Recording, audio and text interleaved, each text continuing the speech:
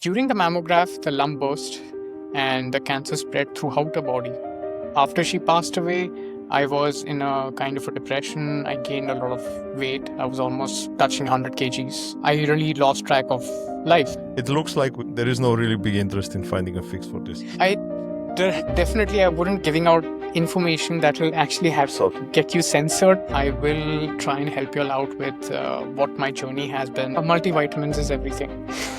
Take a multivitamin, you'll be fine.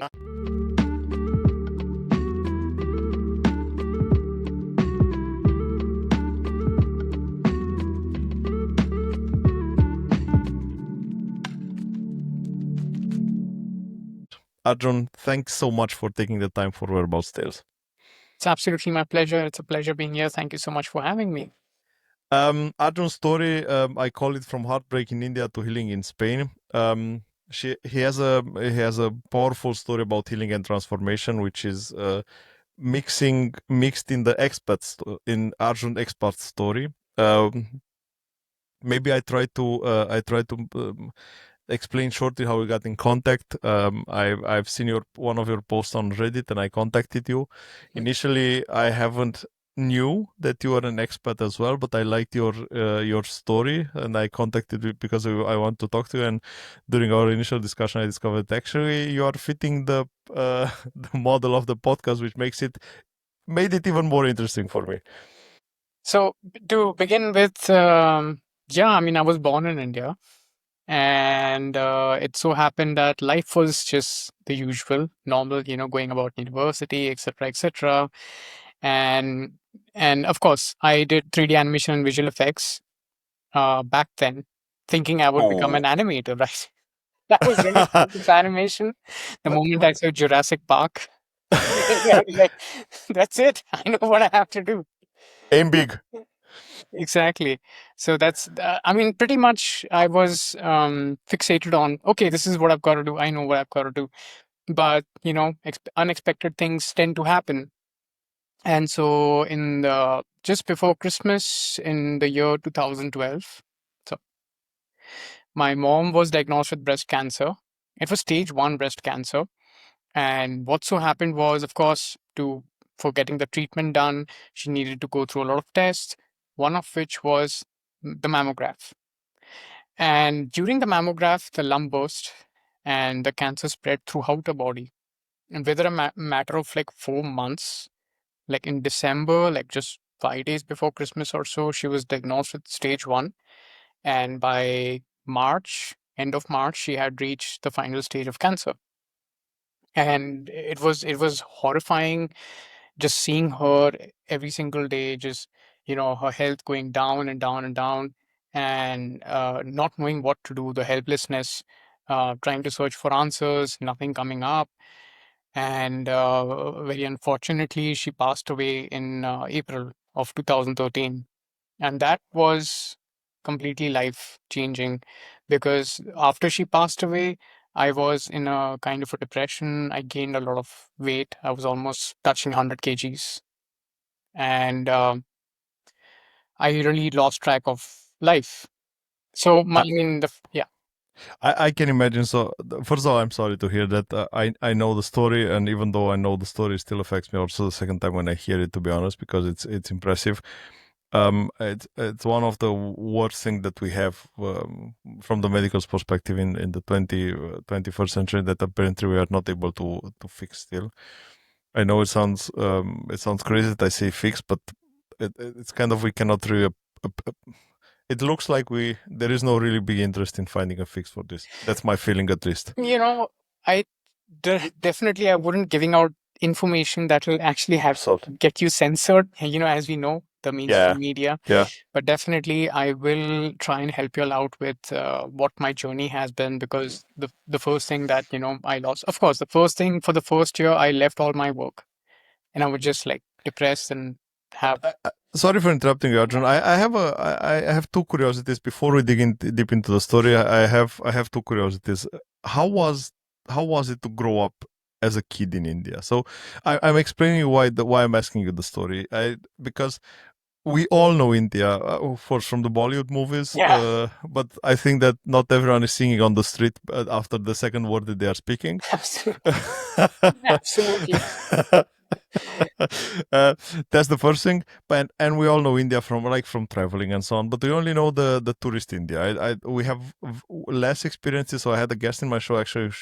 She was living in India, but she made a real bad experience because it was happening during COVID, when most of the things were in lockdown, and so on. So she made a bad grown up experience in India. She ended up marrying an Indian guy, but that's a different story. So based on back to this question, how was it to grow up in India? Yeah, I'd be happy to share my experiences. And I'd just start by saying that your experience or one's experience of living in India would highly depend on where you are in India. Because, as you know, India Okay, is a large country. absolutely. Every state has its own culture and Hmm. language.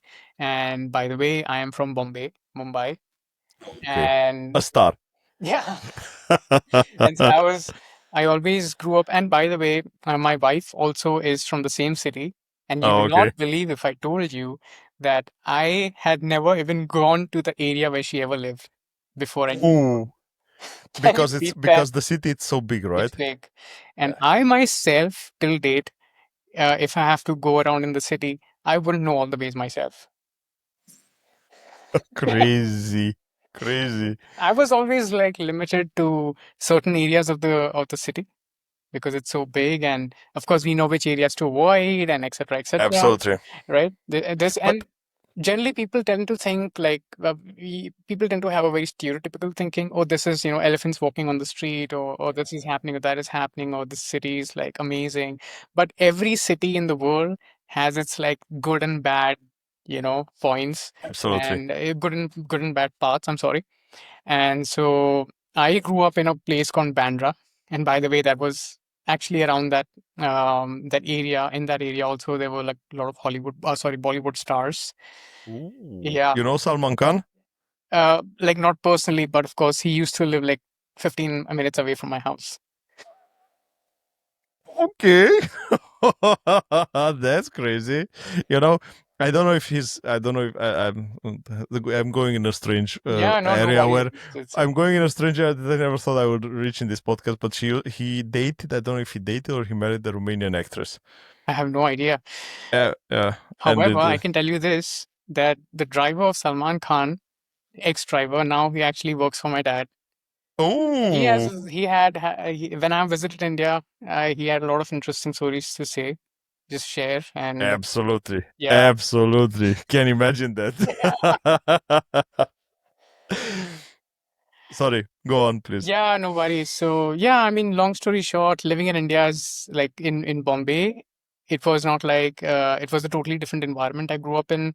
Like English, more or less, wherever like my schooling and everything was one of the primary languages of communication. Like I was taught in English and everything was in English. So speaking English wasn't a big deal. And generally when I actually came to Spain, people were like, "Oh, you speak English?" I was like, "Of course. What do you think?" Mostly, honestly, there is no person from India that I met that didn't speak English. Yeah. Like none. Yeah, because the primary, although Hindi is supposed to be the national language, however, like unofficially, English is the language of that's generally spoken for Okay. communication, for business, etc., etc. Hmm. So let's say the official governmental language is Hindi, but still everyone is speaking English. Not, I wouldn't say everyone because there's a class system, sadly, in India. Oh yeah, And yeah, based yeah. on the class system, like the middle class and upwards, always know English, almost always know English. But the lower class, I mean, it's sad that they don't have the opportunity Mm, because their kids mostly go to government schools, and in mm. government schools, of course, the government doesn't have like, or they don't spend enough. I'd say I wouldn't say Indian government doesn't have money, but would say that they don't spend enough. So they generally don't have a good quality education, and they don't end up knowing English. Most of them. I think the classes discussion, it's a general discussion, Arjun. So I think classes is not only in India, it's literally everywhere. And my personal view of the world at the moment is that the gap is getting bigger and bigger and bigger, and whomever is in the lower class is getting lower and lower and lower, and whomever is getting in the bigger class is getting higher and higher, and slowly the actual middle class, the actual like working middle class, is vanishing slowly. Yeah, that's absolutely true. My father had the same thing to say.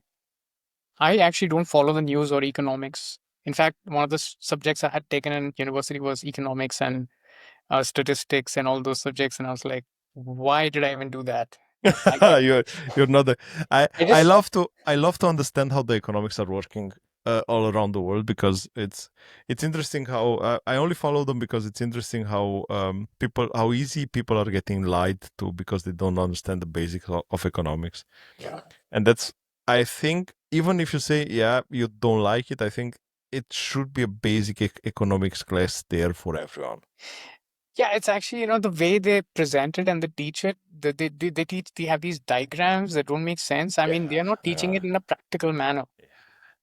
I had I had one of my classes in university I studied in Romania was public finances. Man, if you think economics is bad, you have to do public finances. Oh my God. This is this is Sounds man, horrible. it's, it's nothing that you will ever use in this life, Mhm. and nothing that you are able to understand. And the teacher was, I don't know, 85 years old, so his mood in teaching was close to zero. It was awful. Yeah. I think most people get burnt out. I mean, I can't even blame the teachers. They get burnt out, and plus, they are not in charge of deciding what will be taught. Mhm. And like, sadly, the system, and I'm not saying it that it was in unintentional. I know that it has been intentional. Whatever we are taught in schools and universities is none of it is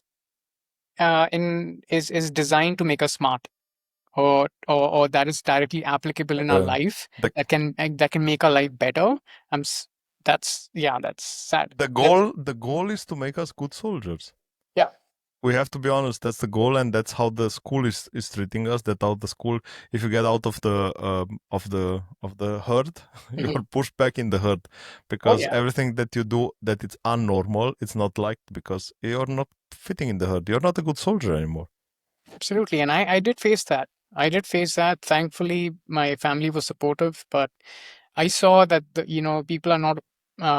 People don't tend to like you if you're not being a nice guy. You're not being good towards the system. You're not doing what others are doing. So you're just like the odd one out, the black sheep.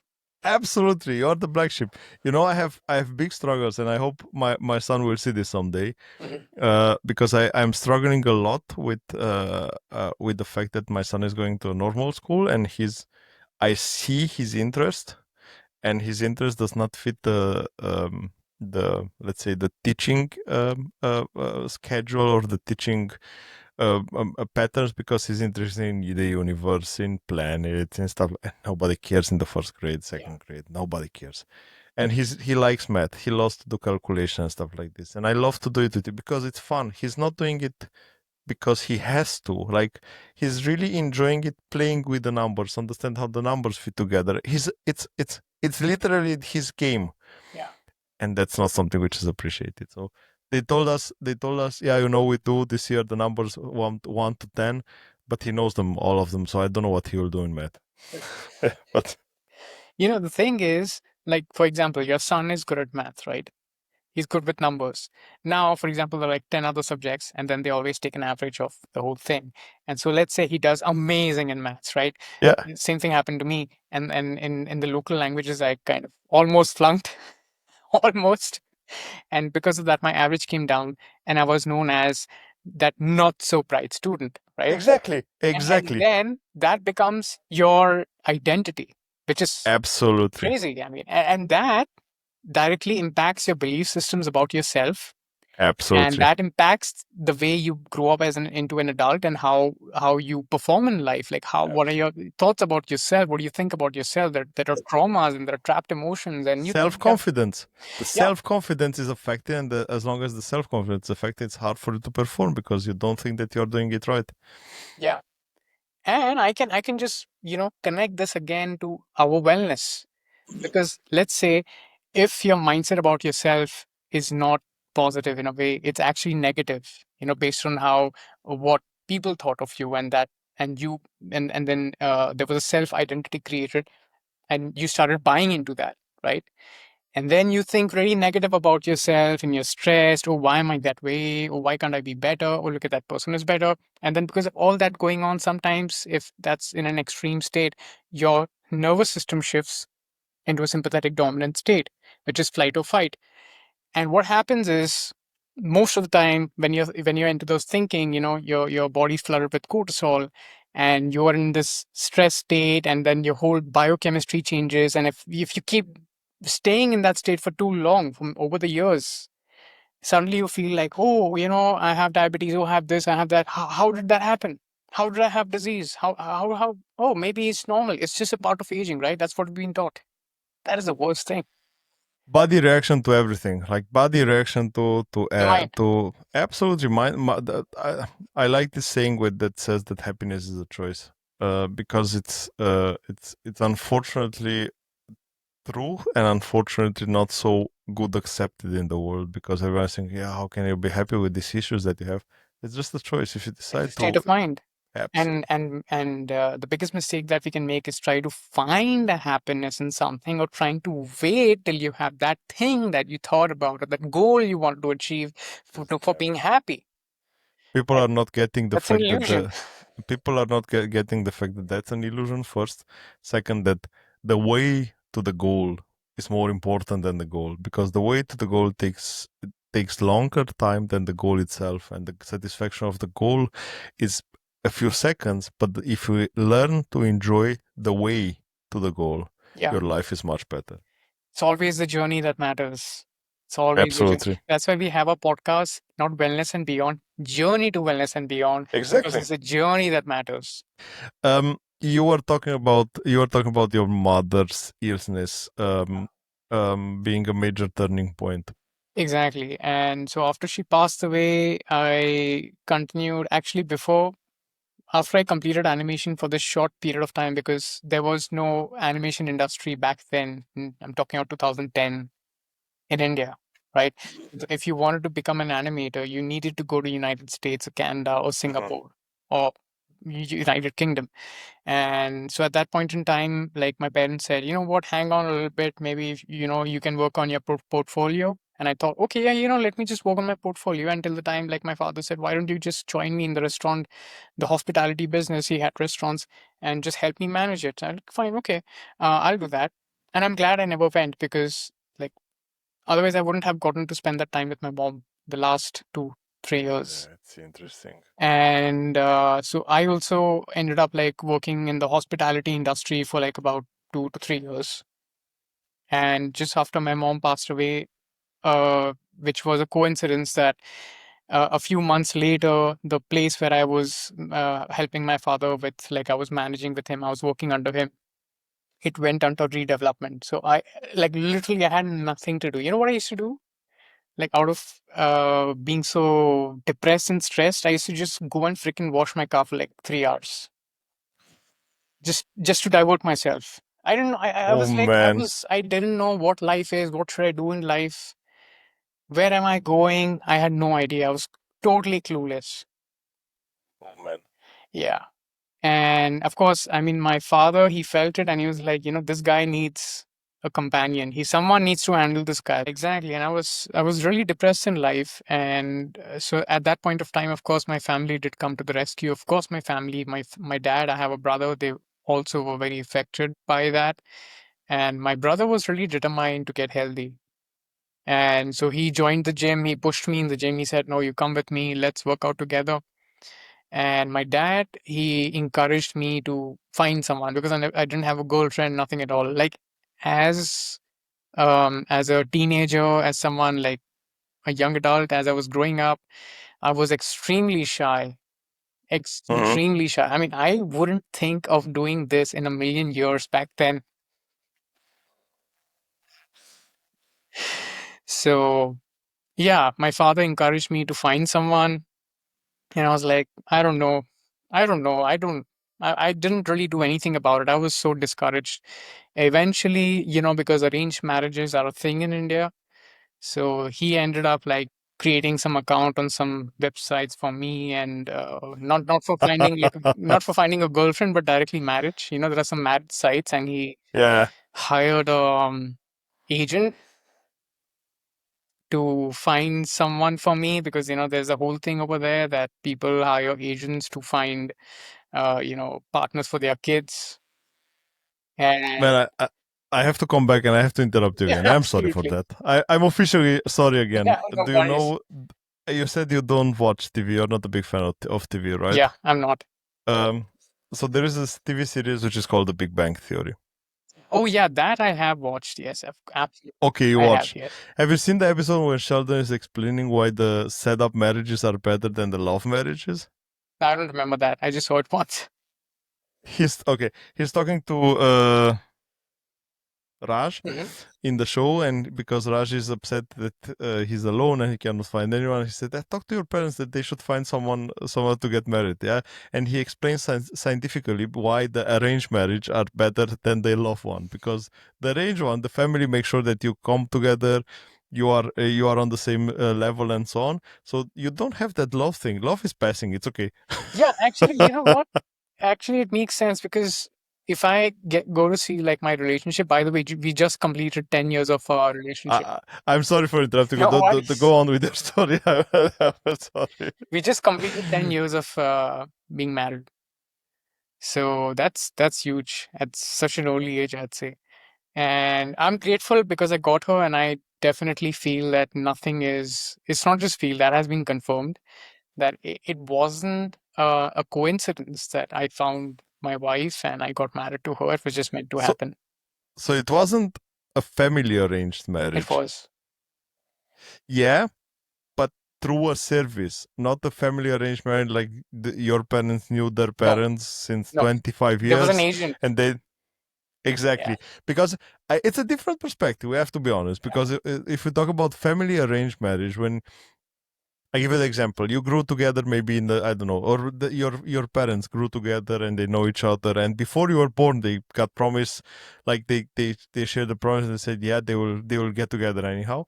And I think that's a bit more complicated than in this case was an arranged marriage, yeah, but through a consultant, because most probably they know what they are doing. yeah.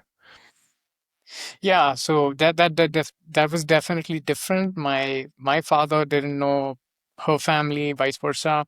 And so I think it was her father first, like her parents first coming to our place and just, talking to me, seeing if it's all fine. And then they arranged like another meeting in a hotel, and like in a cafe in a hotel.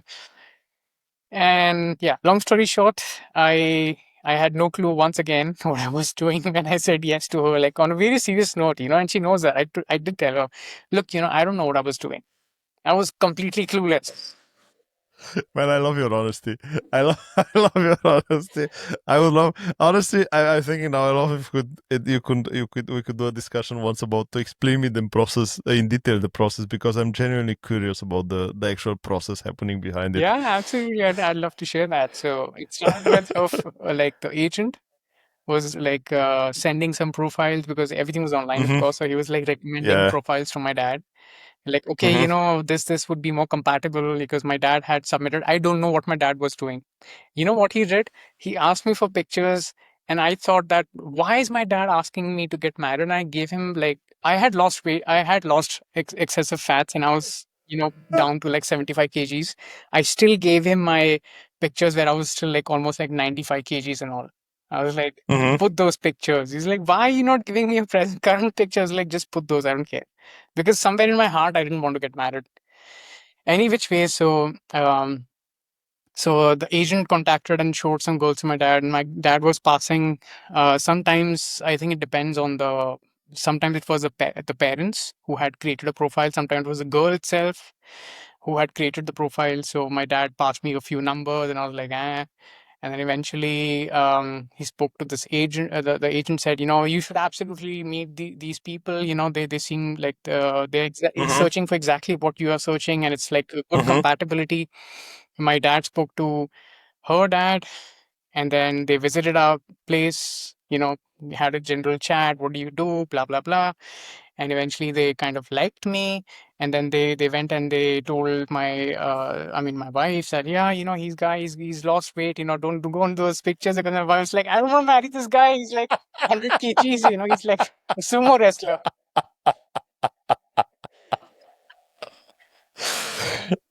So In reality, he looks better. yeah, that's what they said exactly.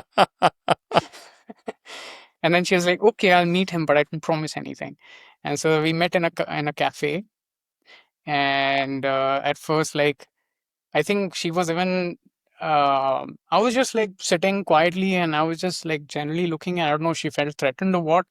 And they just like, after just having a general chat where we didn't talk at all, they said, go and talk. Y'all both just go and talk to each other. And then I think she was feeling awkward, and she even asked my brother to come along. I was like, what the hell is she doing? Yeah, but anyway, she is, of course. My brother didn't come along. We walked for like an hour just in the hotel, because it was a cafe in a hotel. I don't know what came over me, because that was not me at all. I generally would never do this. I don't know why. I just started telling her everything about my life, which never happened ever. Like, even when my dad introduced me to other girls, I never did that. In fact, I was always opposing and just going out of context and talking to their family. But somehow I don't know why I did that. I have no idea. Mhm. And um yeah, from there it just started, and then we had like four turns to meet. So she was supposed to Okay. come and meet me for a walk, and then eventually I was not even allowed to have dinner with her. She had to come home early. I mean, yeah, I don't know. I mean, these things are strict in India. Still, I can't believe it was 2014, 15. And we just had like three opportunities to meet, and we had to provide an answer, whether it's a yes or a no. And I don't know what I was doing, to be very frank. It was a risk. No denying that. I just said yes. No clue why. But look, I have to say it's still a different version for the one from the one that I know, because initially, or the variant that it's known in Europe is that you get your arranged marriage and you have no saying in it. Yeah. But this is in your case was different. So Yeah. I would say it's different. I found the quote in the meantime, and I feel it's important to read it. So I found the quote from Sheldon, and I find it just super interesting. Instead of relying on the fickle nature of romantic attraction, which is rooted in a complex and often unreliable blend of pheromones, Mhm. social conditioning, and unmet childhood needs, arranged marriages are based on compatibility factors like education, socioeconomic status, and long-term goals evaluated by experienced elders. It's not romance; it's matching by data. So- Absolutely. It wasn't romance. It wasn't romance. I'm sorry. I had to. I No, that's searched on for the point. quote. That's on point. That's true. Yeah. And actually, if you ask her, I think she'd also say the same thing, that she just went with the flow and she wasn't sure what she was doing. So you got married. When did you? How did you decide to move out of India, Arjun? So after we got married, we founded a brand because we were introduced to the idea. Like, one of my dad's partners, my dad, because I was just alone and depressed at home, my dad wanted me to do something. The restaurant was closed. His business partner had an idea where he introduced like a handmade clothing, Mhm. handloom clothing from villages. And he said, let's do something about it. But then eventually, long story short, didn't work out with him, because he had a different perspective and I had different perspective. So I just said, I'm sorry, let's part ways. And but I did like the idea of doing something. I mean, I had no clue what I had to do. I said, okay, well, maybe we can do something on the same lines. Now, this was again dumb of me, that just because I got married, and of course, I felt that all girls know design, all girls know about clothes, so it's perfect. Maybe I can handle the logistics, and she can handle the designing and everything, because she knows everything. Every girl knows about design and style and fashion. So Colors. I don't know any colors. yeah, well, This is actually, that was a mistake. But any which ways, we learned. We fell face flat, but we learned. Eventually, of course, we co-founded a brand, Zest and Zeal. It was a natural dyed organic cotton clothing brand. Mhm. And what we actually, and actually, what happened was after I got married, there was one important point I forgot to mention, that since I wasn't on social media, I told you I was extremely shy. So, but Juhi was, my wife was on social media. So I told her about, I really want to do something, find why my mom got cancer. What's the whole deal behind cancer? Why can't they help people in cancer? Why can't they save people? So she started searching and she came across certain posts on Facebook about Ty and Charlene Bollinger. I don't know if you've heard about them.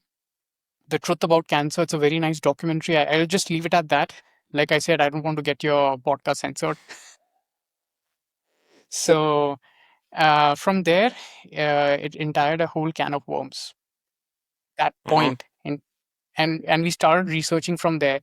You know, attending online events, webinars, and from there it just opened our way of researching about the topic, getting to know and learning about health. So actually, we started our journey in health unofficially. That was in 2016. And Mhm. from there, we learned, okay, environmental toxins is a big thing. Accumulation of toxins, it does affect the body. And, that's one factor that why it can contribute to cancer. Right.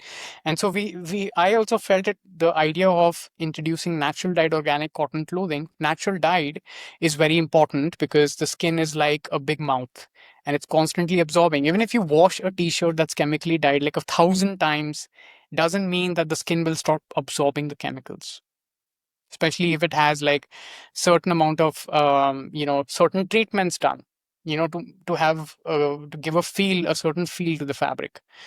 So we started diving into that, and my role was taking care of the logistics, and she was always writing the blogs, making the social media content, and talking to people. And so we I also had a documentary. I don't know whether you got a chance to take a look. There's also a documentary on the. I'll forward it to you later. On our website, I've placed a documentary. We had a documentary. So we ran the brand from 2000, like late 2015. We established the brand 2016. And again, we were early. We were early. India wasn't ready. People were like, "Why should I spend $35 for a T-shirt? I mean, I have my own, and oh, to save the environment or cancer, oh God, I mean, there's so much of toxins, there's so much of pollution. Why should I bother about a t-shirt? That was the mentality back then. Back then, I think now it's changed, or it has started changing at least. So we said that um, our clients were all from United States, Canada, New Zealand. We were shipping internationally, but we were facing heavy losses because of the logistics, t-shirts getting lost and people saying that, oh, people not buying again. And because of custom duties, the price of the t-shirts is almost doubling because of customs and shipping, and really didn't make sense. So we said, okay, you know what? I think the best thing to do is just shift out of India. And United States was not on the list because to establish a business over there was a big no-no. I mean, you need a huge capital for that. So we chose Spain, sunny country, friendly people. At that point in time, we thought, yeah, I mean, we need to run a brand, so language shouldn't be a big problem. I mean, we don't have to really talk a lot with people. We just need to establish our brand, and it's like more European and international. From there, it'll be much nicer. And we left India in 2019, almost end of 2019. Oh my God. Guess what? We I see what's coming. Exactly. And imagine having shifted to Spain, not knowing Spanish, to a city called Valladolid, which you haven't heard of, I'm pretty sure. I heard because I'm watching football. Oh, okay, perfect. Yeah, but Valladolid is, to find a person who speaks English over here is extremely rare. I mean, of course, now that we have lived here for like 6 years, we know people who speak English, but otherwise, like as a newbie, to find people over here, people generally don't speak English over here, at least not in public. So, and we came here, we just established ourselves like, okay, yeah, March, we're going to start our brand. Guess what happened in March 2020? That's what I said. I see what's coming. Exactly. And that was a point. And, when we came to Spain, we sold everything we had. We got every penny we had with us that we owned. And we ended up reinvesting everything. in re-education, because we were like, first we waited for like 6 7 months. Okay, things will come back, but then we saw that things are just getting worse, and it's impacting the economy. How are people, I mean, people wouldn't want to spend, like, again, like $30 on a t-shirt. Like, oh my god, this is not the time, this is not the time.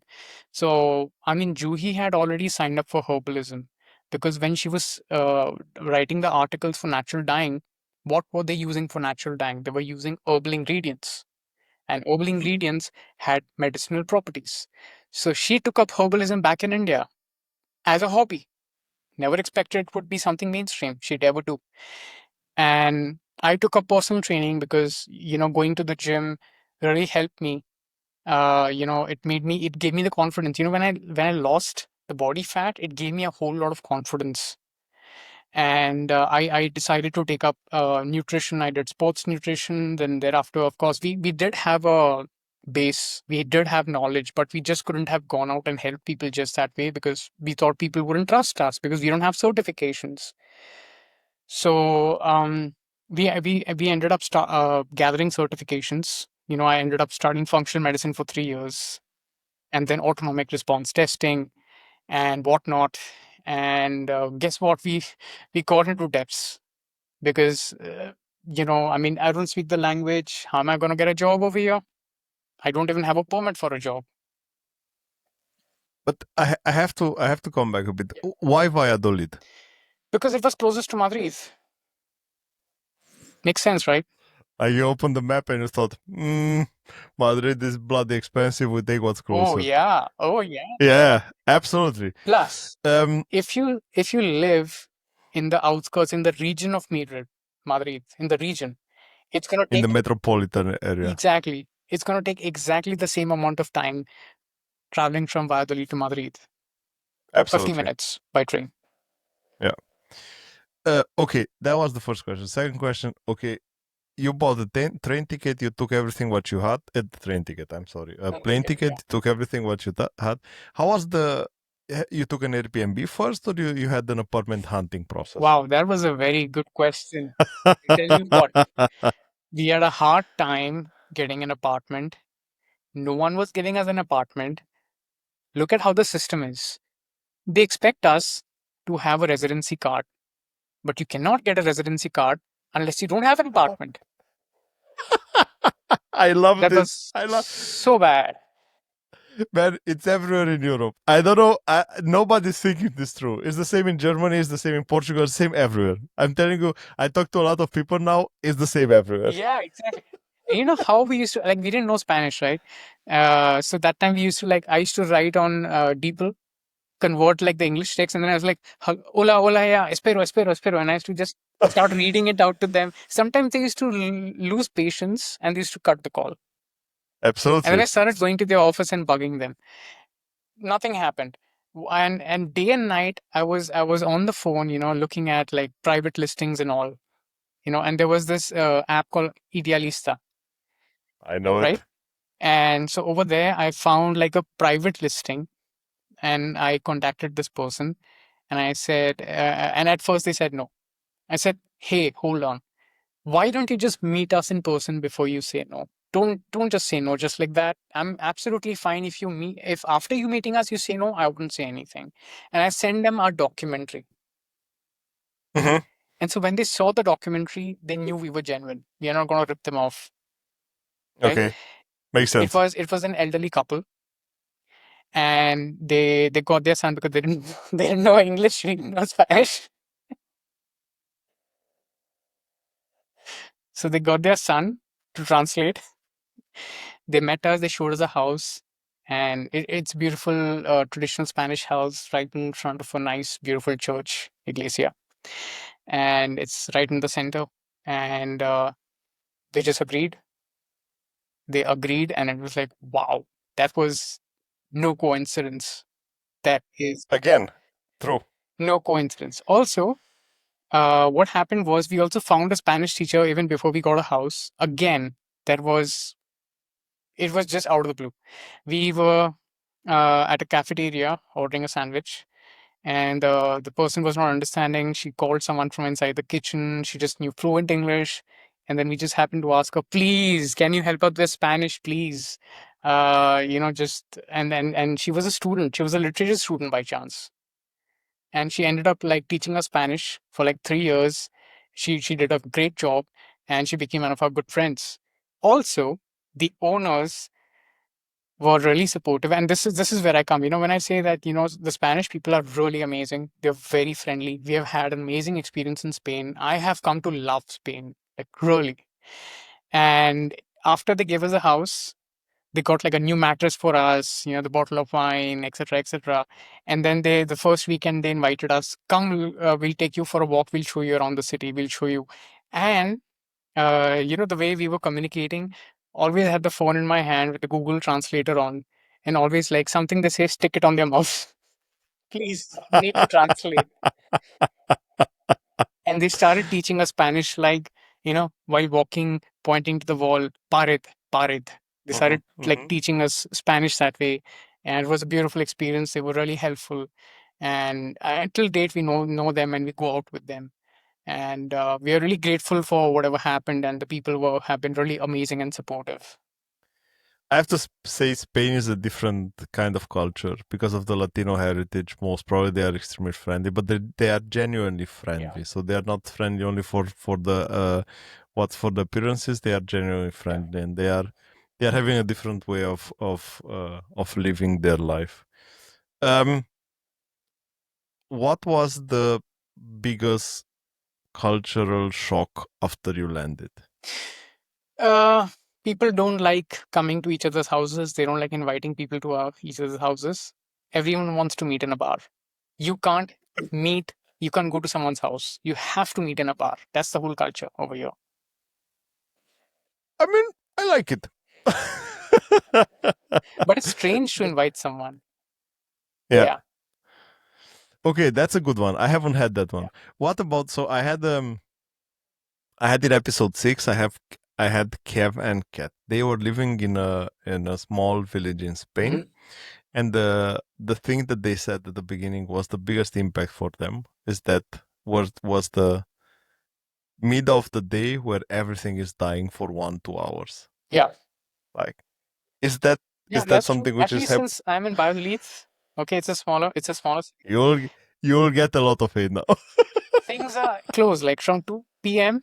until like 4, 5, and especially in summers and especially in August, almost everything is closed. Like most people on vacations.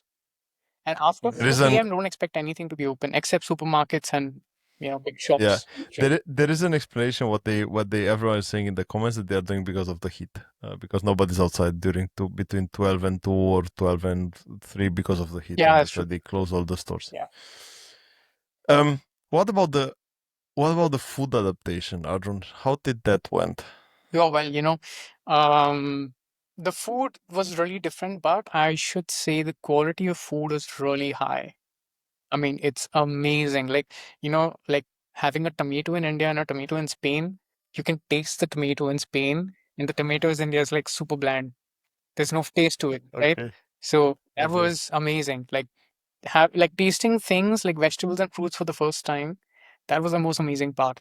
So that's so interesting, man. That's so it's it's one of the things that it's true when you say the money can't buy this experience of tasting a vegetable. yeah. Like it doesn't matter the money that you have and you can pay for it. It's still important from somewhere and doesn't taste like it should be. Yeah, and I am really grateful. I have so much of gratitude that, we get such high quality food because even when you talk about wellness, like food is so important. And Absolutely. and people have a misconception that, natural food like fruits and vegetables, it's bland and, it's hard to eat, but it's hard to eat clean because food is like it's not tasty. I mean, we make such amazing food.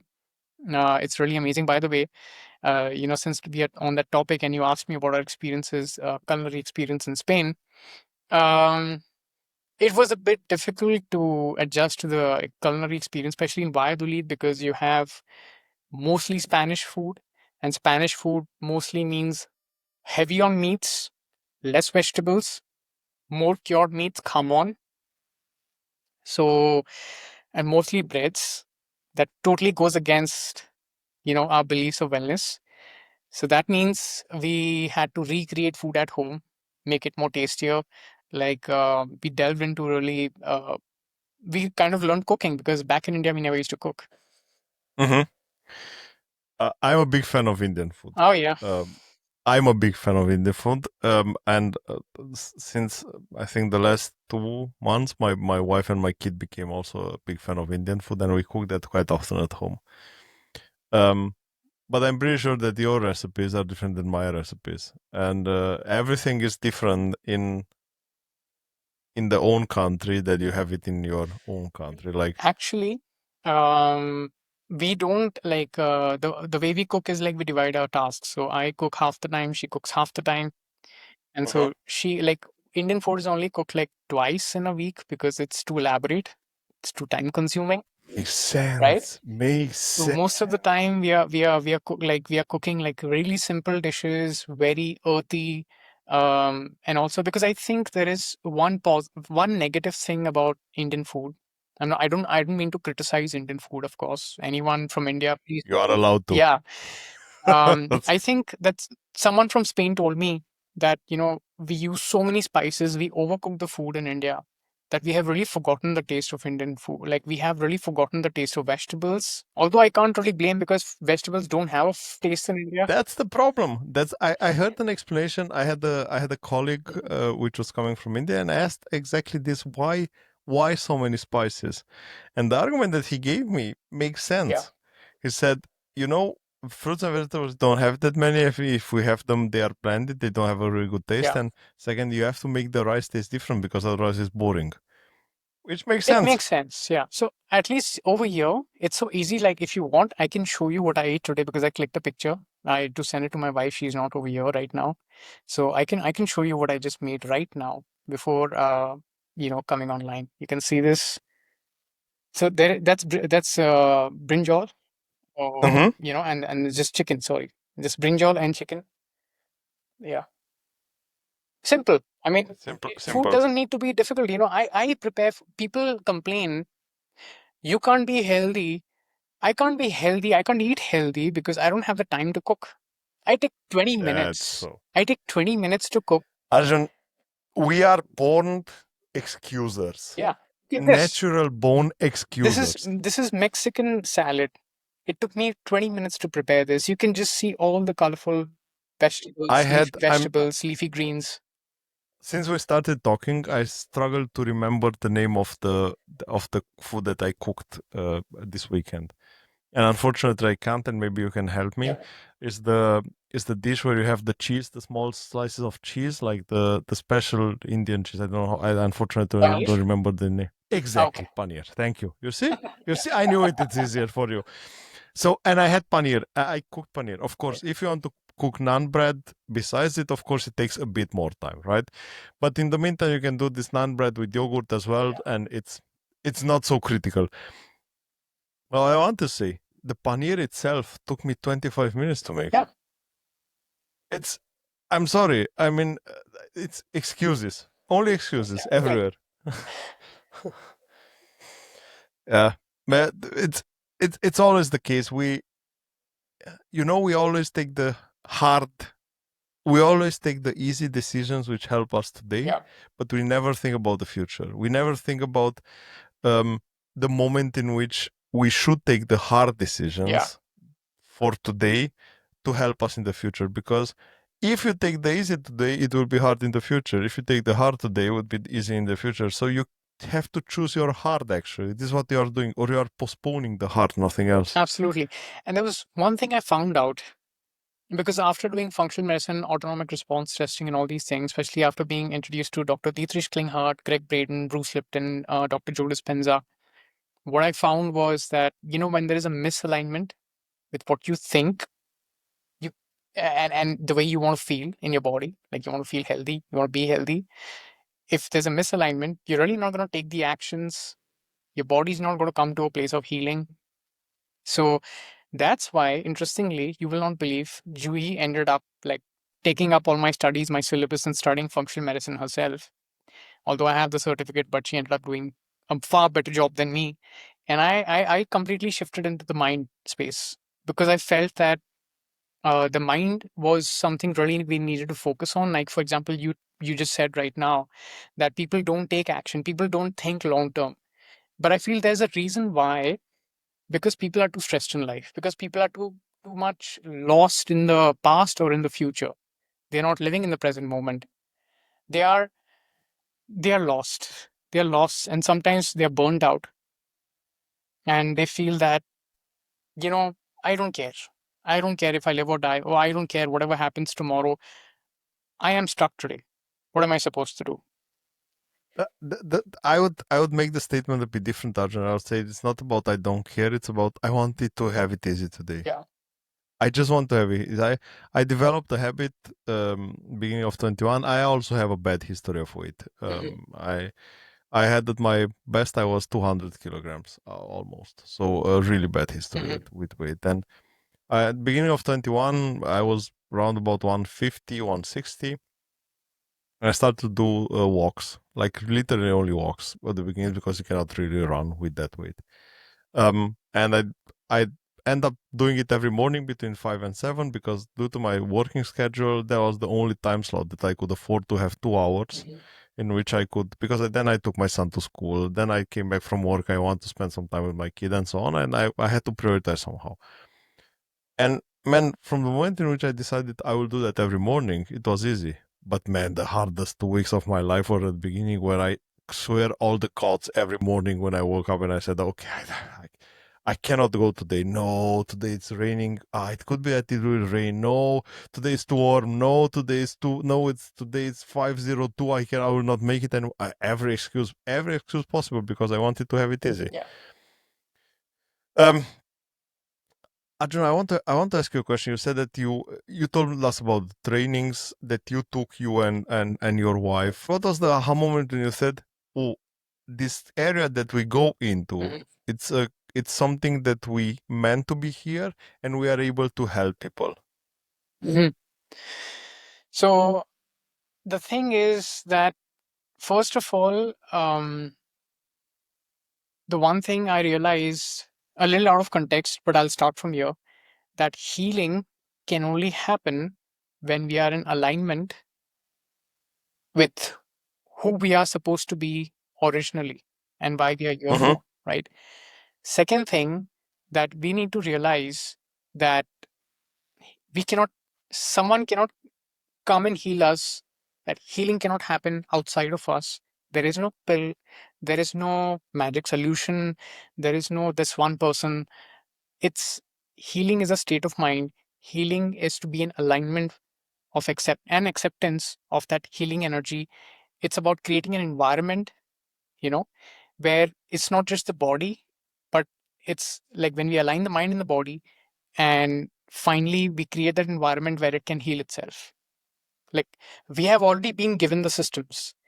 And now elaborating on more what you asked me, hoping I got the question, is when I dove into the area of the mind, and then speaking of mind expansion at right now that I'm doing since almost like the past 1 year, mind expansion is about going beyond the daily life that we live. That's beyond the third dimension where we are living and experiencing space and time, to access that profound part of our subconscious, which is timeless and has answers to everything. And to realize one thing, that we come here with certain goals and motives. Goals for experiencing things, for aligning with certain things we need to do, like with a purpose.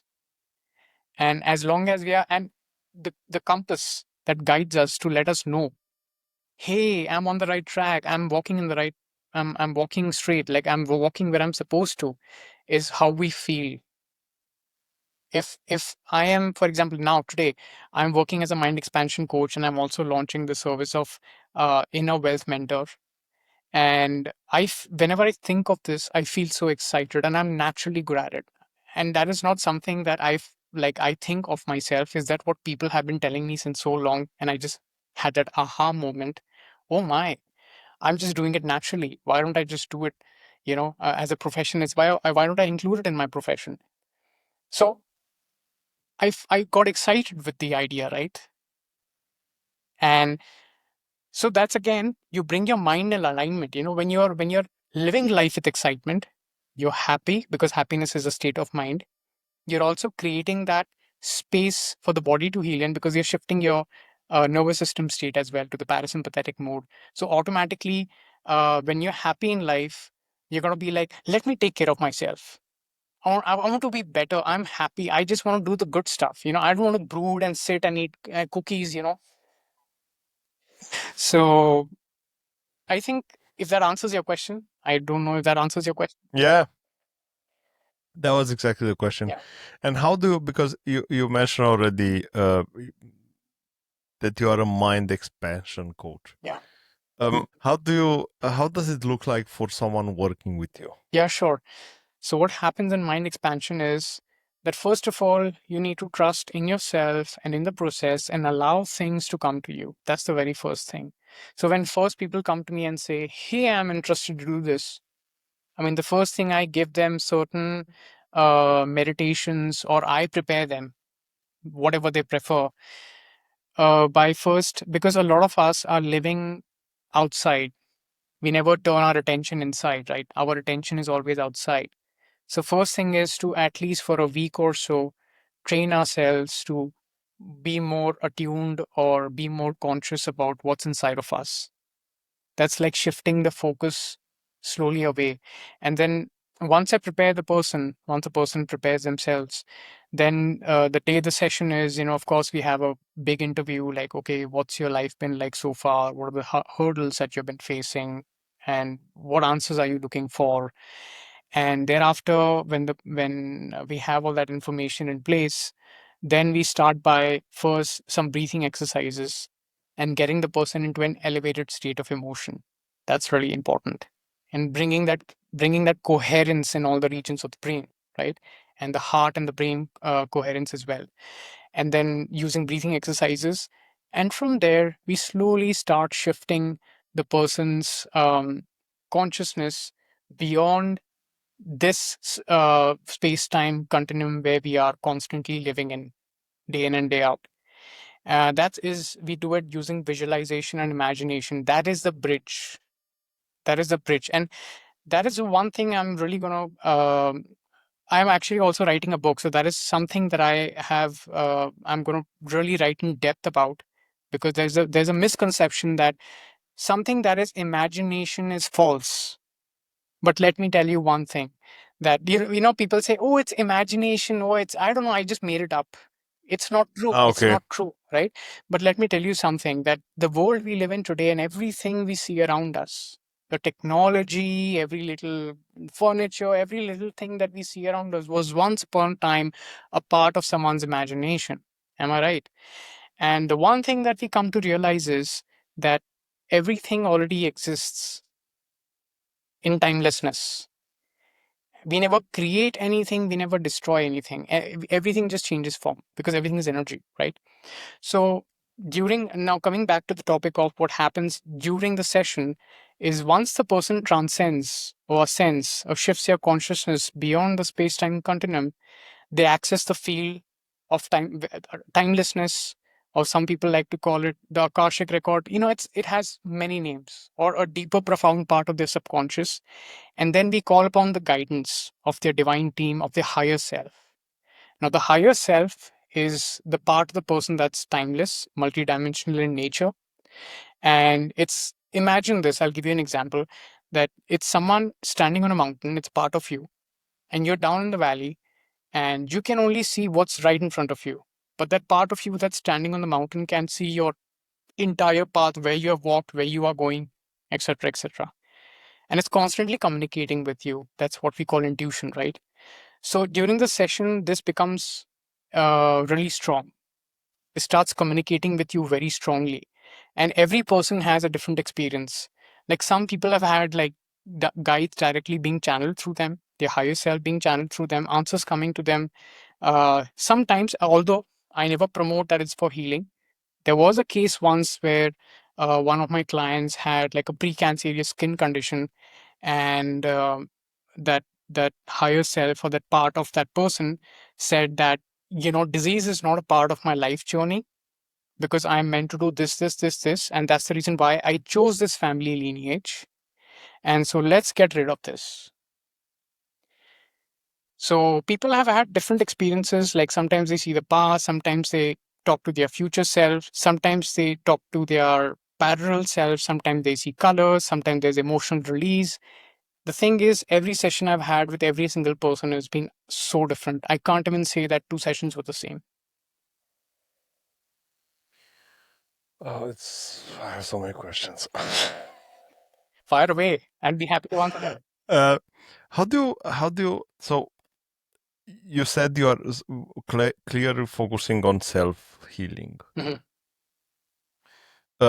Do you think there is a part of functional medicine that is somehow influencing your ability to enable that in someone?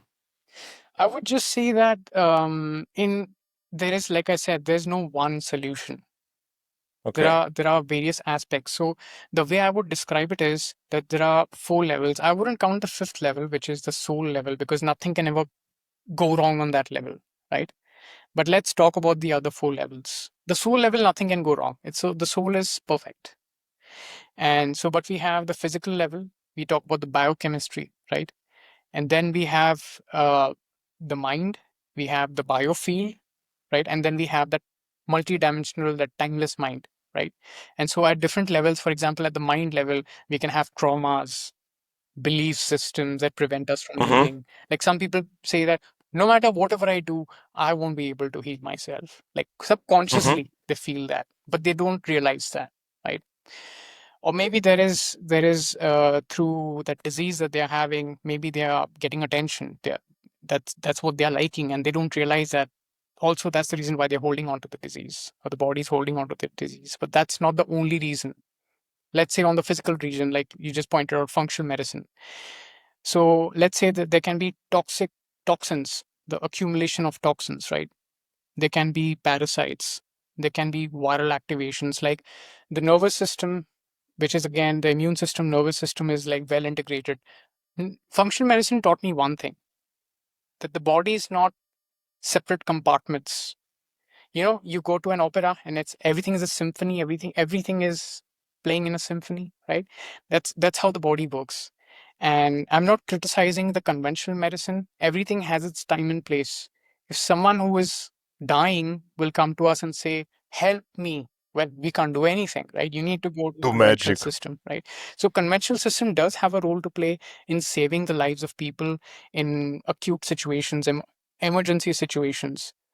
But then once the person is out of that danger, then they need to look at, okay, what's going wrong? Why is the body not working in symphony? Everything is connected. That's what functional medicine taught me. This is the one thing. Look, it's not that one course I did or that one book I read that gave me the answers. It was the 100 things I did and the little things that came from each piece that completed that puzzle, that big picture, that the question I had, what is cancer? How do you make the difference between the solutions that you have to apply? It's something based on feeling? So basically, in every person's case, like I told you, me and my wife, we work together, Mm-hmm. because in every person's case, believe it or not, the solution is different. The reasons are different why the person is having the disease. In fact, as I worked along, I was like mapping my mom's case. I was literally just going through my mom's case, always thinking, like doing her case study and saying that why she had it. And then there came a point in time where I hit the nail. Now I know why she had it. I know what I could have done. So the thing is, for example, I'll give you an example. Like, let's say there is this guy who works in an office and has been working, doing that for last 25 years, right? Not very happy about it, has low self-esteem, low self-confidence, and has like digestive issues, right? And has developed like chronic, issues with bowel movements and acid reflux and whatnot, and has like a lot of allergies and like skin issues. and it's really becoming worse. And this person comes to us. So the way we'll work with this person is on varied levels. For example, using functional medicine, clinical herbalism. Now that part is more taken up by my wife. We'll first thing we'll see is, okay, let's get rid of the things that are right now affecting the person. Like, let's eliminate those things as a temporary fix. Let's bring in the things that will bring down the inflammation, because inflammation is high, right? And Hmm. once we do that, then we start working on the person's mindset. Like, first, not directly I mean, depends person to person and choices. Let's say, what belief systems is this person housing? Because nervous system somehow also has a direct impact with the gut, right? You people have nervous, they have butterflies in their stomach.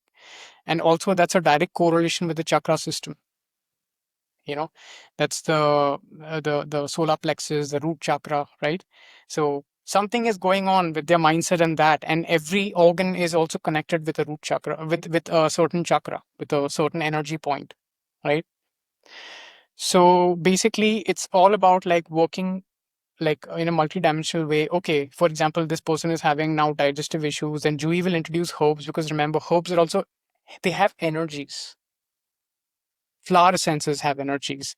So for example, you take a vegetable, there's something called as a Korean photography. You keep a flower or a fruit or a vegetable, you see that it has in light emissions, biophoton light Hmm. emissions. So people forget this, that this is a multivitamin, and this is a fruit or a vegetable.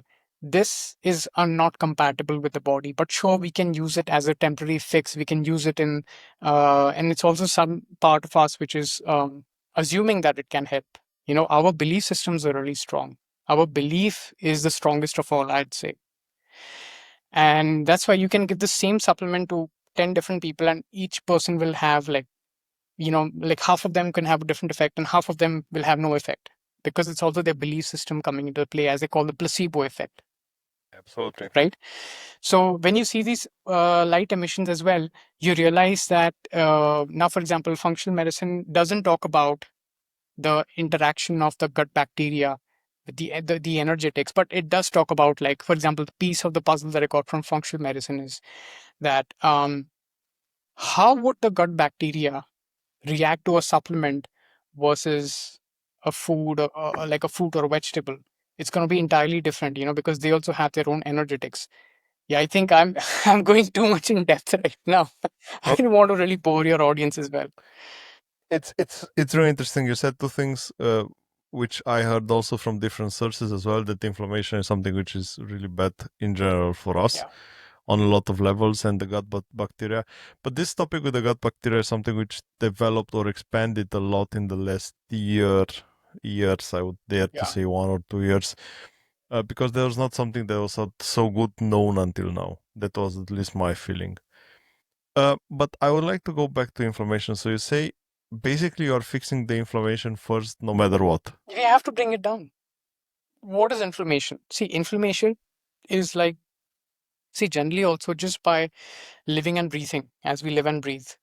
The mitochondria, because of the mitochondria, there is certain inflammation taking place in the body, and that's fine. That's a natural process of the body. That's why we age.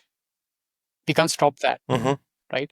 But generally, given the lifestyles we live, especially in cities, that inflammation is generally high because of given lifestyles, nutrition, because of mindset, I mean, shifts the nervous system.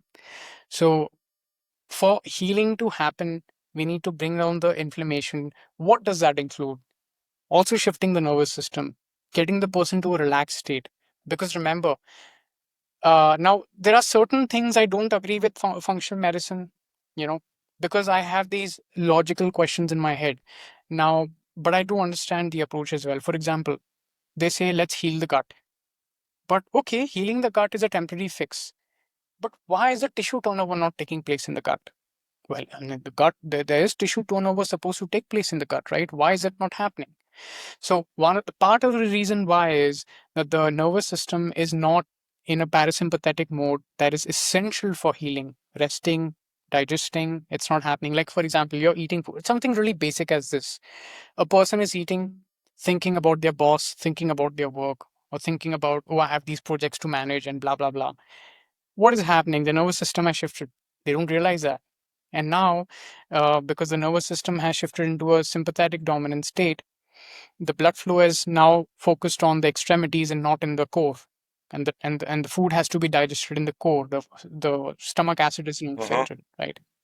So yeah, speaking of these things, I don't even know what we were talking about anymore. I'm just lost. I ask about information.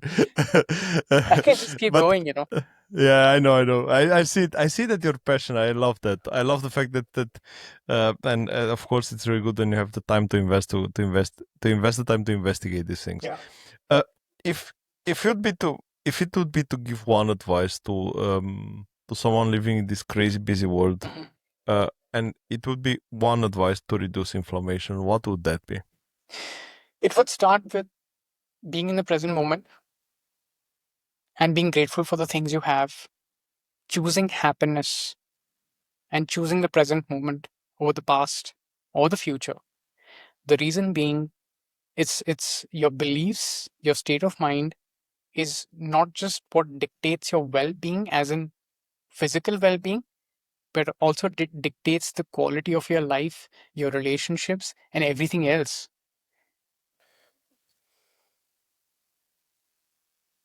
The state of mind is a critical one, and I think the thing which affects our state of mind a lot, so the connection between body and emotions, um, is somehow also trauma. And usually we focus with trauma usually mostly in the childhood. I think it's a has a huge influence, of course, but like the details that you are mentioning, um, the stress, the work stress, the relationship with the boss, the project which is not going well, the results of the project which are not the expected ones, and everything which is stressing you in the daily world. Do you think we can categorize this as trauma as well on a long term? Absolutely. I mean, and that's a good point you raised about trauma. That a lot of us, because as we are children, we are like sponges, especially from the age of 0 to 7.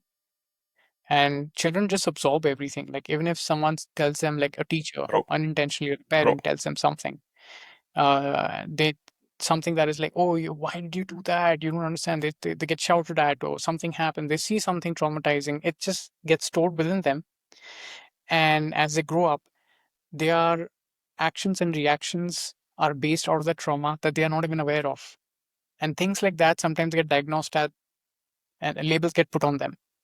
Oh, that this person is behaving. Or the person gets, um, people start saying, oh, this is, he has a very short tempered nature. He's a very short tempered kind of a guy, or whatever. It's actually the traumas and the emotions that live between us. But it's absolutely doable to work on them, to liberate them, starting by first asking, where is this trauma coming from? And once again, how can you get into that state of asking and realizing? By being grounded in the present moment, by being present for yourself, and by stop worrying about what's the future. And that's why people also recommend meditation. What are you doing in meditation? You're coming into the present moment. And I understand that some people don't like to do that, or they feel they can't do that. That's absolutely fine. Go for a walk. Do anything that grounds you, that allows you to be in the present moment. It's not essential that you really need to sit down and close your eyes if you can't do that, right? So that is the first thing. Once you get into that present moment, once you are within yourself, once you shift your focus inside of you, start asking questions to yourself. The answers will surface. If not immediately, you will get to know why. And once you know the answer of what is causing this emotion, what was the trauma, what was the thing, accept it and just allow it, just let it go. It's as simple as that. And everything is your belief and intention, remember. If someone is just doing this work without believing or like having an intention towards doing it, it's not going to work. Correct. Complicated question now. I had really problems to formulate it during while preparing this episode. Um, but there is a thing which always comes into my mind. You're coming from a country which is, I don't say pretty religious, but has a good relationship with the gods. Mhm. You are living in a country which is extremely religious and has a good relationship with one god. I emphasize this because I think it's important to understand for everyone watching this that there is not only one, everyone has his own system of beliefs, but somehow we are all focusing in the same direction. Yeah. How does the mental healing fit together with spirituality? I feel first of all, spirituality is just a tag. Even I try to avoid that. I try and avoid using that tag. I don't want to use any tags because a lot of times tags such as spirituality also get misused, right? I really feel that first of all, we need to stop distinguishing. And second of all, we need to make peace with all perspectives that are around us. First step towards healing is saying it's okay if there are other perspectives out there. That is not what I choose to believe, but that's fine. I accept and I respect the other person's perspective, and I will have my own perspective and my own belief. I don't need to go out and make a point about it. It's fine, if the other person believes something else, and also realizing that at the end of the day, we are just over here, you know. This play is going on, a drama is going on, and very soon this play will come to a conclusion, and then the players will shift their roles, and then there will be another play. So there is always a bigger picture to life. There is always more to life. And I think somewhere if we learn, and this is the real healing that happened with me when I was here in a very totally different environment, where I got that opportunity also to look within myself, is to let go of the things, of the emotions that don't serve you anymore. Because, once you start doing that, you'll realize how much baggage you've been holding on to. And you have no idea, like once you start letting go of that baggage, how light it feels and how clear that connection becomes with you and your higher self. You don't need to sit and meditate or have sessions for that. You took over my next question, but was the was the healing moment after losing your mother when you discovered I don't call it spirituality now because I'm afraid, Oh, but that's when you completely okay. discover, I'm just joking, but when you discovered this, the deepness of the soul, or what do you think was your healing completed? I feel that it was very recent. It was just very recently, around a year ago, that I had this experience where I was literally the first ever time I experienced nothingness. I was in this black space. It was not darkness, but it was very comforting. It felt there was everything in this space. And also this realization, there were a lot of things, when I was asking the questions, then the answers were just coming to me without thinking. And there was a lot of realization. There was some knowingness that just came within me. And I just realized that exactly the thing I told you, that we are playing, that this is like a play that's happening, right? And we are all here to do fulfill our roles. And energy can never be destroyed. It changes form. And so we never have anything to worry about. We just need to understand that at the end of the day, we are all one. And we are having this experience, we are having this illusion, but it's not a bad thing. We need to go through transformation, we need to evolve, we need to have fun. And so I think we just need to flow through life with forgiveness, with love, and knowing that at the end of the day, it's all going to come back to that oneness. And that was the biggest thing. I don't know if I answered that well, but if I answered that clearly, I would say that was a You, point of healing for me. you answered it correctly, and it's not about the correctness of the answer, but you understood the question. You exactly told me what I had the result what I did expect. But I think it's clear then that the healing is happening through love. Yes. And it's not necessarily love in the way that we know it from here. I think it's love in a way that we don't know it still if we didn't get there. And it's more like, I think it's more like an acceptance. Yeah. because we have to find the serenity to accept the things that we are not able to Exactly. It's influence. all about acceptance. It's only about Yes. acceptance, exactly. Arjun, tell us about the wellness resource library that you are creating. Yeah. So, when my mom was ill, I realized what I didn't have. I didn't have support. I didn't have information. And realizing now that we have the answer and knowing that the answer is not one thing, it's not one formula, it's not some single pill or a supplement. Me and Juhi, we have decided to come together and create this library, Wellness and Beyond. We are still creating a lot of resources for it to all the knowledge that we have gained, our experiences that we have gained and will be gaining down the line. We're going to make videos, PDFs, just create resources, and we want to offer it to the people at a very low price because we want it to be accessible by everyone. We want it to be affordable. And as of now, we have not launched it, but when we launch it, the price is going to be like 36 euros a month, around $39 more or less. And so that'll and we'll also do like we'll be answering questions over there. People will be helping each other, and just to make sure that the things that I never had when my mom was ill, and I wish I had, I want to make it available for the people so that they never feel helpless in life, that they have all the knowledge they need. So that's the one thing we are creating. And of course, me and Juhi, at the moment, it's on a halt because, uh, because of some circumstances with family, Juhi had to travel back. So the podcast and the e-postcard, as we call it, is on a hold. So once she gets back, we'll be continuing it. So we also send out these Sunday e-postcards for just to keep in connection with people, sharing what's been happening with us, and also sharing anecdotes and small pieces of like information that can be useful for people, and some things about the mind or whatever it is like something interesting that people can also look into, just to keep in touch with us. Via Substack, Yeah. we have to mention. I, So whomever wants to. I don't know if I'll be continuing with Substack because since we are creating this library on WordPress, I'm using WordPress.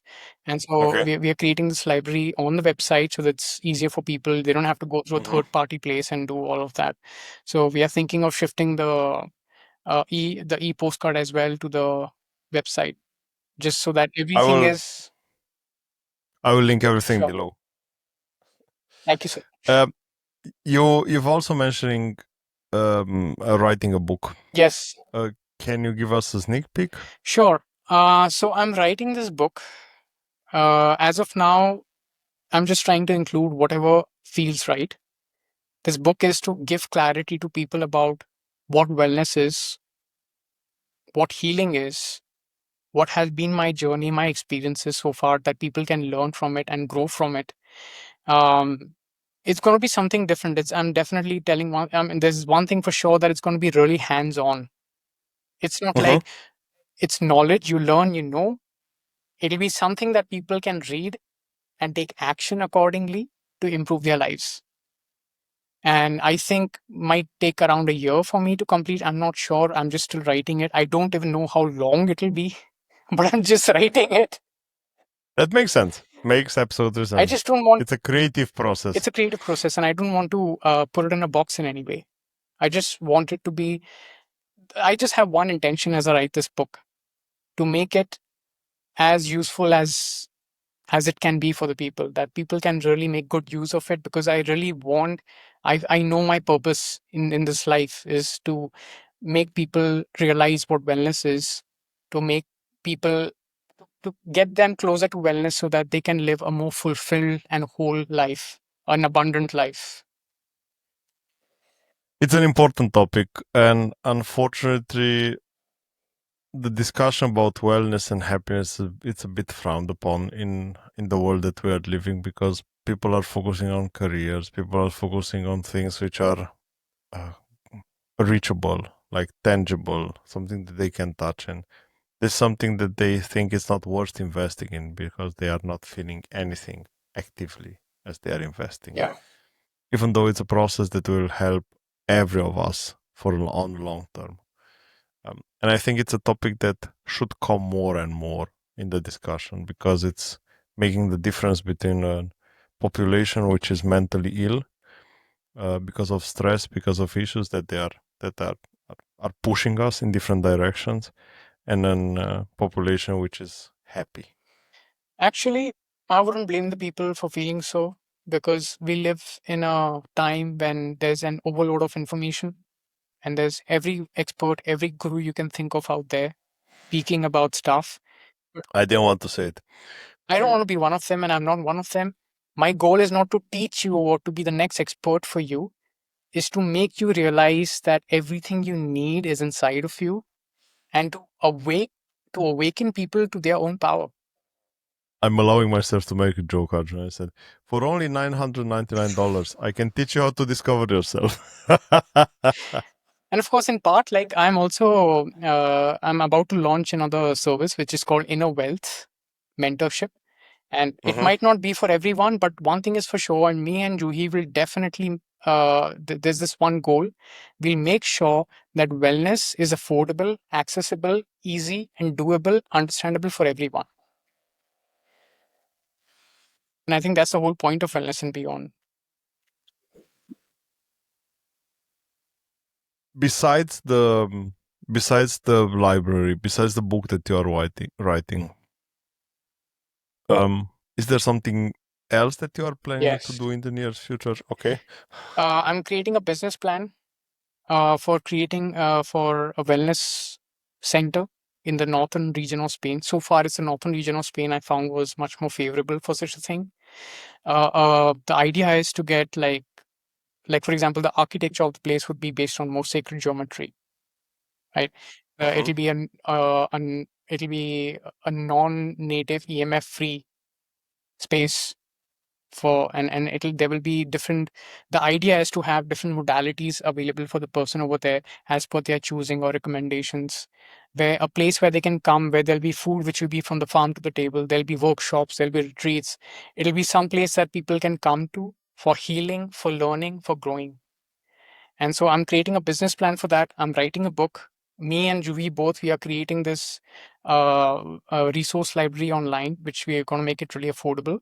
And at the same time, I've realized that one of the skills or one of the deepest passion that I have is also for coaching people. And so I'm going to launch this inner wealth mentorship, which will be in group and one on one. So these are like all the things that I'm doing, at least on my part. And as Juhi will be focusing and being a part of the wellness center, and she'll be focusing on, of course, educating her people with herbs, connecting people, and making them really making them realize that how potent and powerful herbs are and how people can leverage herbs in their life. Arjun, I see something which I don't see often. I see that money is not in your focus. No, it's not. Um, Although it has been difficult, it's been a struggle but I realized one thing that abundance will come, but what's more important than money in abundance is getting people to the place of wellness so that it's not the same result, it's not the same outcome that my mom had that they should have. when was the moment when you realized that money should not be in the main focus? That money The is a moment, side effect. when the pandemic hit and we couldn't continue with our business, the reason why we got onto this profession, and it was very clear that this was how it was meant to be, that we had this knowledge and it was very obvious that we would walk on this path.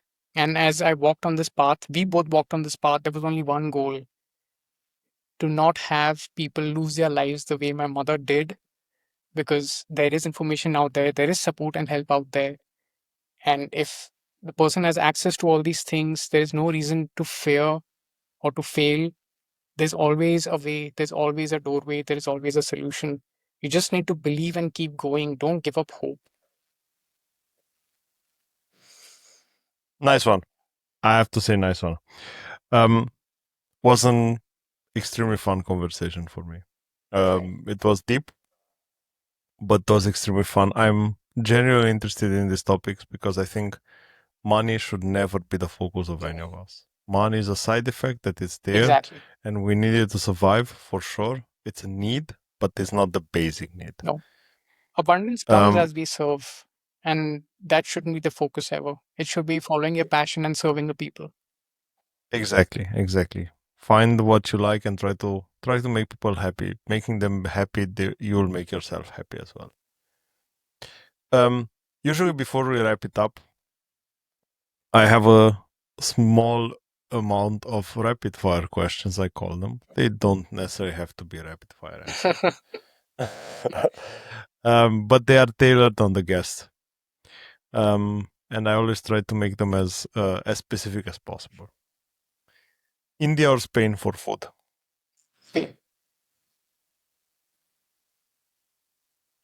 Believe it or not, I'm I can't shocked. have spicy food. I can't have too many spices. It feels. I'm I'm shocked now.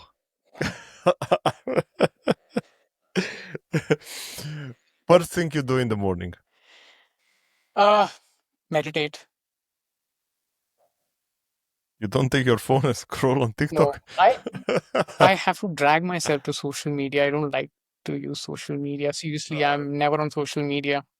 It's a punishment for I'm me. just joking. I'm just joking. I think most of the people are starting their day with half an hour dumb scrolling on TikTok or however the system would be. I'm not on social Actually, media, more so than I. meditation, I would say recollecting my dreams. I'm just there and I'm thinking Mhm. what I dreamt of because I'm also getting into Oh, lucid dreaming. nice. It's interesting. It's an interesting world. This of one of dreaming. I have to say, I'm fascinated about how our brain is working during Can this I say sleeping something I haven't period. shared? Of course. Around 3 months before my mom even was diagnosed with cancer, in my dream, it was very clear.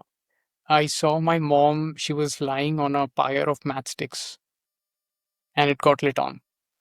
And at that point in time, I had no clue even what cancer was or my mom will ever get it. 3 months before my mom, around 3 months before my mom got diagnosed with cancer.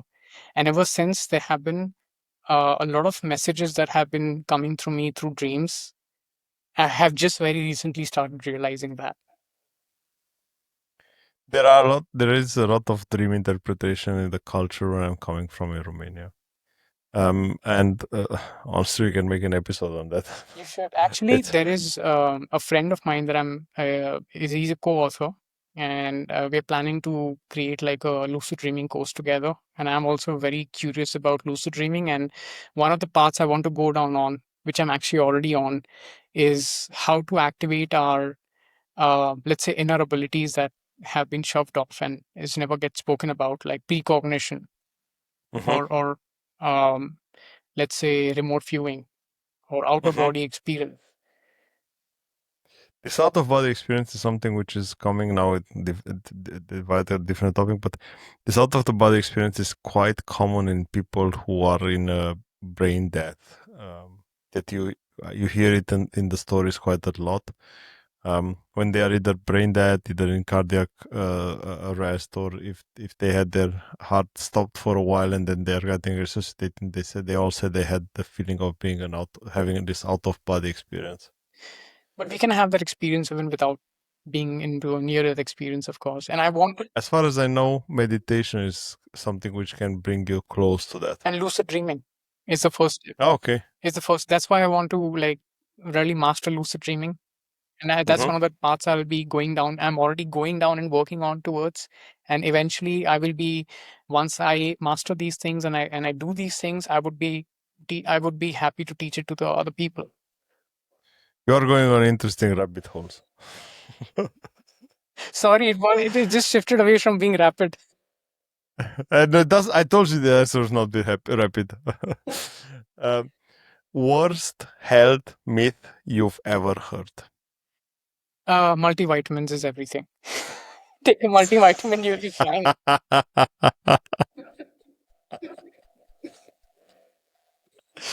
There is a multivitamin juice that I know. It's also healthy. Herbal tea or green smoothie? Obligate. Very powerful. I've experienced it. Oh, I haven't nice. taken a pill in 7 years, thanks to Juhi's herbs. Interesting. Yeah. Interesting. If you weren't doing this, Arjun, what would you be doing? Animation. Without a doubt. You would be one of the guys behind the CGIs in Game of Thrones for sure. Actually, animation, 3D animation, I'll be like more like Toy Story Ah, okay, or nice, moving the nice. dinosaurs. The action. Have you, man, have you thought to use the experience that you have in animation to explain dreams or explain the let's say the mental struggle somehow? Actually, no, because animation takes a way lot of time and way lot of work, and I have to be Oh, more exposed to the screen, which I at this point don't want it. I want to reduce it, okay, in fact. So, as okay. much as I love animation, I think that I want to serve the people and get to this goal, which is far more important than me than my liking or Yeah. entertainment. Of course, I feel very excited, and I know it's my purpose as well. Maybe someday when I get to the point where I have achieved my purpose, my goal, then I might start giving some time to animation. Um, Give me one Spanish word that describes your journey. Evolution. Evolution. That was an easy one. I could have translated. Uh, Arjun, thank you for such an open and inspiring conversation. Well, thanks Um, to you for I having me. I appreciate it a lot. I appreciate everyone who is eager to talk about this so open as you because we need to have different perspective on even on healing. We need to have different perspective because Absolutely. it cannot be one solution that fits. And if anyone listening to this, they have something to say or they want us to cover something, I mean, there's like a button on our website. They can even drop in and say hello and ask a question, and we'd be happy to address it on our podcast and whatever. Wellness and beyond.es. Exactly. The España, podcast Europe, and name, Spain. exactly. The podcast name, Journey to Wellness and Beyond. Absolutely. Your Instagram, wellness and beyond underscore es. Yeah, but I Have, don't have I forgot something? don't use Instagram. I'm sorry. Not you. Most probably not you. Yeah, Have I forgotten something? Tell people where they can find you it's and the how can website. they contact you. You can It's the find website. newsletter. You can find everything on the website, wellnessandbeyond.es. You can even write to us from there. It's all there. Thanks a lot for your time. I hope that we could do this again one day. And I Absolutely. hope that when you have the book out or when you are ready to get the book out, we can do an episode. Absolutely. I'd love to. And it was my passion and my utmost pleasure to be here and to have this conversation, this amazing conversation with you, Pul. Thank you so much for having me. Thank you so much as well. Yeah. And see you next See you time. next time. Bye. Bye.